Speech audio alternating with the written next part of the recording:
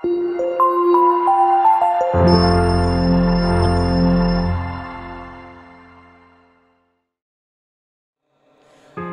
itu hakikatus saum?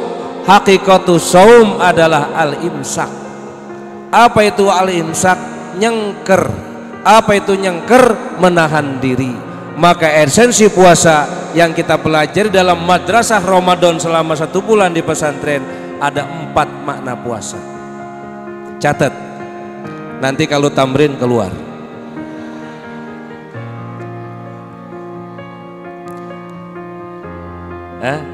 Wah, bocor, ada YouTube. Yang pertama, esensi puasa itu adalah kesabaran. Al-imsak itu sabar. Belum datang maghrib, belum datang waktunya buka, jangan dulu berbuka. Itu adalah menahan kesabaran. Kesabaran ini perlu ditanamkan kepada semua santri, kepada semua umat Kanjeng Nabi, karena dunia ini isinya adalah cobaan. Tidak ada orang yang hidup yang lepas dari cobaan. Yang kaya cobaan dengan hartanya, yang alim cobaan dengan ilmunya, yang bodoh cobaan dengan kebodohannya, yang miskin cobaan dengan kemelaratannya. Semua isinya adalah cobaan. Orang yang menang, orang yang berhasil adalah orang yang sabar dalam menghadapi cobaan. Jangan takbir.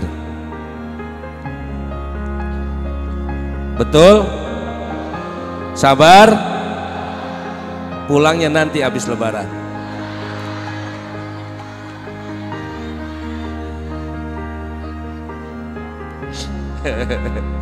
Yang kedua, kedisiplinan. Orang yang puasa pasti disiplin. Dia memegang komitmen teguh janjinya kepada Allah.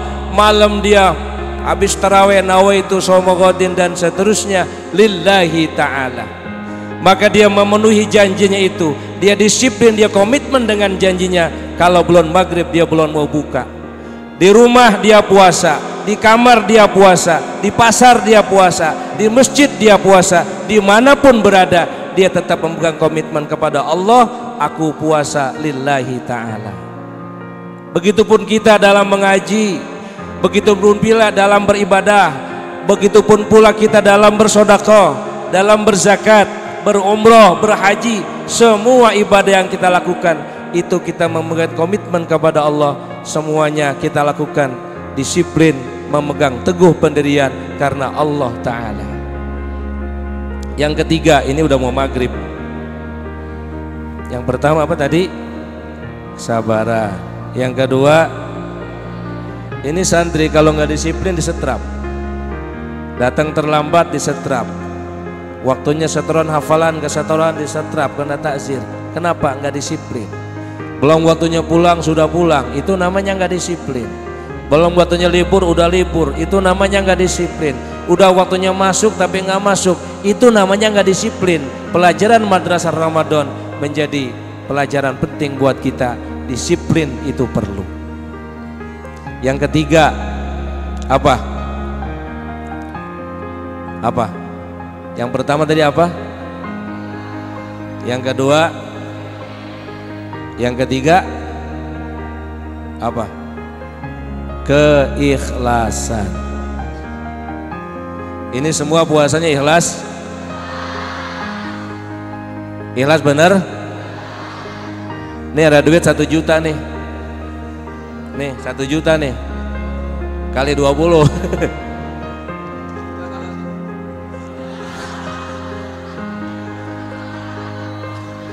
Ikhlas, ikhlas. Tapi syaratnya harus buka sekarang. Dikasih uang 100.000 suruh buka, buka tong. Belum waktunya. Berapapun tidak bisa dinilai, tidak bisa diganti keikhlasan kita kepada Allah. Karena kita dididik dalam bulan puasa. Apapun yang kita lakukan, sholat inna sholati wa nusuki wa mahyaya wa mamati lillahi rabbil la syarikalah. Tidak ada duanya ya.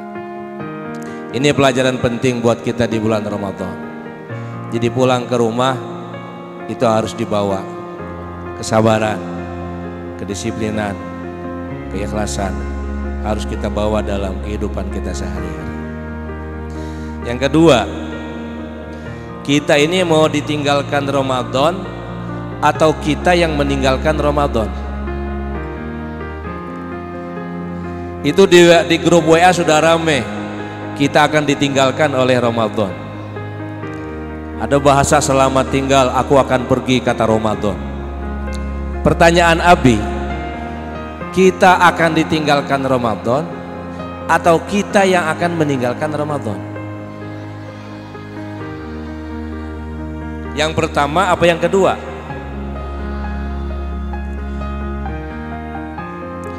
Abi tanya, dulu sebelum kamu lahir Ramadan sudah ada belum? Sebelum Nabi Muhammad disyariatkan puasa, Ramadan sudah ada belum? Sebetulnya kita hidup ini mengikuti waktu atau waktu yang mengikuti kita? Coba. Manusia hidup butuh dua dimensi, dimensi ruang dan dimensi waktu. Waktu terus berputar dan bergulir. Panjangnya waktu tergantung siapa yang memandang dan menilainya. Kalau di mata manusia satu hari 24 jam, tapi kalau di dunia malaikat satu hari itu khamsina alfasanatin mimma ta'udun. Satu hari buat manusia 24 jam. Satu hari di dunia malaikat ta'rujul malaikatu fi yaumin kana miqdaruhu khamsina alfasanah mimma ta'udun. Satu harinya malaikat sama dengan 50.000 tahun. Berarti kalau satu jamnya berapa? Tinggal 50.000 dibagi 24. Tanya Pak Heri.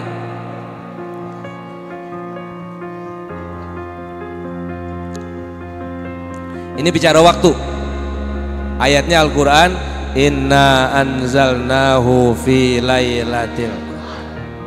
Katanya malaikat akan turun di malam Lailatul Qadar. Tanazzalul malaikatu. Pertanyaannya, Allah menurunkan Al-Quran pada malam Lailatul Qadar. Allah menjelaskan waktunya tapi tidak menjelaskan tempatnya. Paham? Allah menjelaskan waktunya tapi tidak menjelaskan fi lailatil qadar. Itu menunjukkan bahwa waktu itu dimensi yang paling penting buat manusia. Maka dicatat itu tanggal lahirnya. Kapan kamu lahir? Tanggal 20 Agustus tahun 1990 tercatat. Kadang-kadang tempat lahirnya lupa di mana. Yang jelas sama di kolong ranjang we. Tercatat. Karena pentingnya waktu sampai Allah Subhanahu wa taala bersumpah wal asri innal insana lafi khusr. Sekarang tanya, kapan Lailatul Qadar? Tidak ada yang, tapi Nabi kasih isyarah. Ya, Nabi kasih isyarah. Kata Nabi, iltamisuhu fil ashril awakhir. Carilah malam Lailatul Qadar itu pada 10 hari terakhir. Tapi yang ganjil-ganjil fil ashril awakhir min Ramadan itu fi witril ashril awakhir. Pada malam-malam ganjil, berarti malam 21, 23, 25, 27, 29. Kata Nabi suruh apa? Cari. Kira-kira kalau orang nyari itu sebelumnya ada persiapan enggak? Kita mau mencari jejak, atau mencari ada anak yang hilang ke bawah air misalnya, itu nyarinya langsung cari apa bawa persiapan? Bawa persiapan, tambangnya, perahunya, baterainya, tim sarnya, semua. Bah kalau Nabi suruh mencari Lailatul Qadar, mencarinya bawa persiapan sejak malam pertama dia sudah siap-siap untuk menggapai malam Lailatul Qadar. Kalau orang yang pengen Lailatul Qadar tidak mencari, itu namanya nungguin. Nungguin mah kagak kebagian. Paham? Jadi kita harus tadarusnya sejak malam pertama, sholatul lailnya sejak malam pertama, sodakonya sejak malam pertama, silaturahminya sejak malam pertama, ngajinya sejak malam pertama, kalamnya yang baik sejak malam pertama, sodakohnya, jamaahnya, semuanya sejak malam pertama. Orang yang kayak begini insya Allah akan mendapatkan Lailatul Qadar. Pengen? Kamu tinggal nerusin. Nanti malam-malam ganjil ada di rumah masing-masing bagi yang pulang. Tadarusnya diteruskan. Sudah khatam kemarin di masjid 20 kali khatam Quran. Iya itu mah rombongan. Bacanya mah sarang 1 halaman. Bangga, aing mah 20 kali khatam.